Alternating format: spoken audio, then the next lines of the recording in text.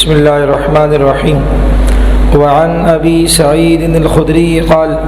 قال رسول اللہ صلی اللہ علیہ وسلم خیر المجالس اوسعها، چلنے پھرنے بیٹھنے اور سونے کے آداب کے متعلق حدیث ذکر کی جا رہی ہے۔ حضرت ابو سعید خدری رضی اللہ تعالی عنہ ان سے روایت ہے، فرمایا کہ اللہ کے رسول علیہ السلام نے ارشاد فرمایا، بہترین مجلس وہ ہے کہ جس میں گنجائش ہو، جس میں کشادگی ہو، یعنی وہ مجلس بہترین ہے کہ جسے کشادہ جگہ پر اس کا انعقاد کیا جائے، یعنی واعظ و نصیحت کی مجلس ہو گئی ہے کہ جس میں اللہ کے رسول علیہ السلام کی بات کی جائے، دین کی بات کی جائے،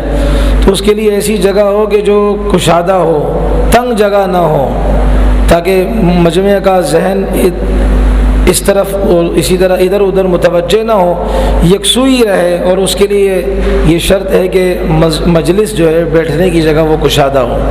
جیسے کہ الحمدللہ ہماری مساجد ہوتی ہیں، کشادہ جگہیں ہیں، اسی طریقے سے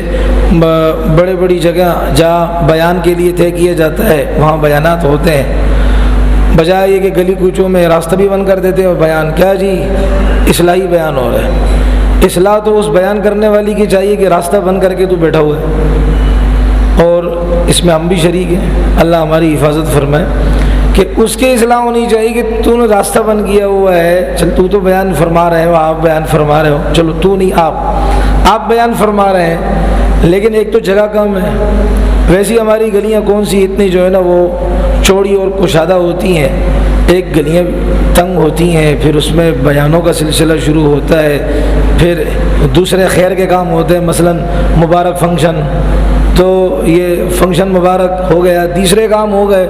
اس میں جگہ کم پڑ جاتی ہیں، آمد و رفت کی تکلیف ہوتی ہے، تو نبی علیہ السلام نے فرمایا بہترین جگہ مجلس وہ ہیں جس میں کشادگی ہو، یعنی لوگوں کو تکلیف نہ ہو، سننے والوں کو تکلیف نہ ہو۔ اگلی حدیث حضرت جابر ابن سمورہ کی ہے، قال فرماتے ہیں جاء رسول اللہ صلی اللہ علیہ وسلم واصحابہ جلوس فقال ما لی اراکم عزین، اللہ کے رسول علیہ السلام تشریف لائے اس حال میں کہ نبی علیہ السلام کے صحابہ بیٹھے ہوئے تھے، الگ الگ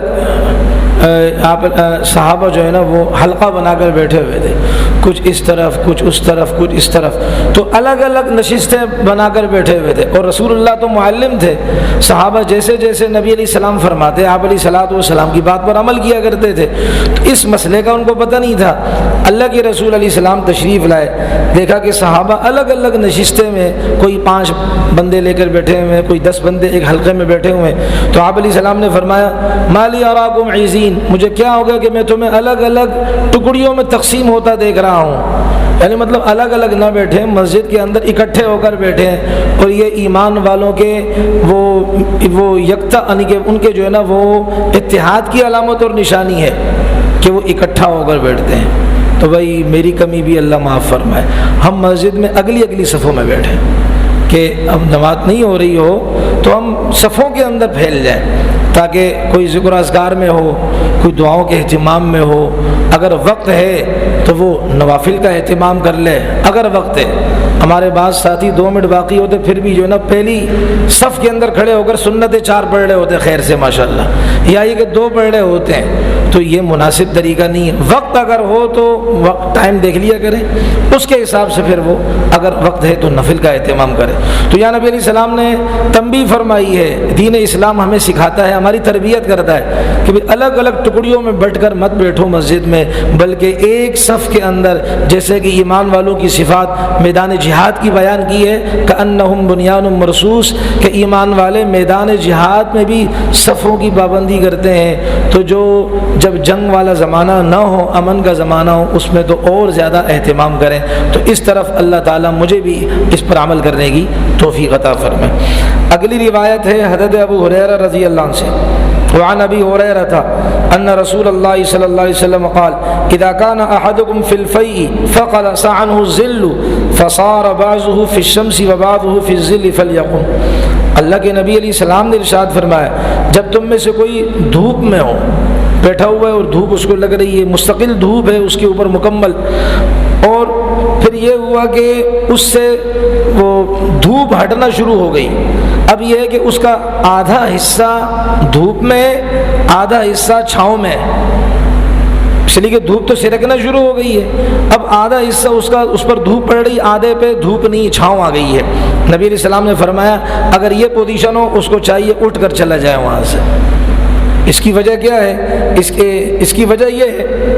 اور اگلی روایت میں آتا ہے کہ یہ شیطان اس طرح بیٹھتا ہے کہ آدھا دھوپ میں اور آدھا چھاؤں میں. اور نبی علیہ السلام ہمیں جو تعلیم دیتے اس میں نبی علیہ السلام کی شفقت ہوتی ہے کہ میرے امتی ایسا نہ بیٹھو. تو ایک تو یہ وجہ بتائی کہ شیطان بیٹھتا ہے. اب سلیمان پوچھے کہ شیطان اس طرح کیوں بیٹھتا ہے؟ تو جواب یہ کہ شیطان کون سا کام اچھا کرتا ہے؟ اونٹ تیری کون سی کل ہے سیدھی؟ اونٹ کی کون سی کل سیدھی ہوتی ہے؟ یہ اس کے جسم کے سارے اعضاء کون سے درست ہیں؟ ٹیڑھے میڑے ہوتے ہیں. تو شیطان کا کون سا کام سیدھا ہوتا ہے؟ تو شیطان کی بیٹھک ہے, بس شیطان کی بیٹھک ہے, ہم نے اس کی طرح نہیں بیٹھنا. دوسرا جواب یہ ہے کہ جس سے انسان کو جس عمل سے تکلیف ہو, چاہے جسمانی اعتبار سے, صحت کے اعتبار سے یا ایمان کے اعتبار سے, شیطان اس پر بڑا خوش ہوتا ہے. تو یہ صحت کے اعتبار سے تکلیف ہے. کیسے کہ جب اس پر سایہ آ گیا, آدھے جسم پر آدھے پر دھوپ ہے, تو ظاہر بات ہے جسم کے جس حصے پر دھوپ لگتی ہے تو وہاں بلڈ کی رننگ تیز ہوتی ہے, خون کی رننگ تیز ہوتی ہے. اور جہاں سایہ آتا ہے تو وہاں خون کی رننگ اس کے مقابلے میں تیز نہیں ہوتی. تو آدھے حصے پہ خون تیزی سے جا رہا ہے, آدھے حصہ اس کا ٹھنڈا ہو گیا, فالج کا خطرہ بھی ہے. اور اسی طرح یہ ایک بیماری آتی جس میں انسان کے جسم پر سفید سفید دھبے آ جاتے ہیں, نشانات پڑ جاتے ہیں. تو رسول اللہ صلی اللہ علیہ وسلم نے اس وجہ سے کہ میرا امتی کسی بیماری میں مبتلا نہ ہو, آپ علیہ السلام نے فرمایا پھر اس جگہ سے چلے جائیں کہ جہاں آدھی دھوپ پڑ رہی ہو آپ پر اور آدھا سایہ آپ کے جسم پر آ رہا ہو. قربان جائے نبی علیہ السلام پر کہ ہماری اتنی زبردست تربیت کر رہے ہیں, ایک ایک چیز کا خیال کر رہے ہیں تاکہ میرا امتی اس کو کسی قسم کی تکلیف نہ ہو. ہمیں بھی چاہیے کہ ہم بھی آج سے نیت کریں ہماری ذات سے بھی نبی علیہ السلام کو کوئی تکلیف نہیں پہنچے. گنبد خضرا میں رسول اللہ کی ذات مبارک آرام فرما رہی ہے, آپ علیہ السلام کے پاس ہماری کسی قسم کی شکایت نہ ہو کہ اللہ کے نبی آج آپ کے فلاں امتی نے آپ کی سنت کو نالی کی نظر کیا ہے, اللہ کے نبی آج آپ کے فلاں امتی نے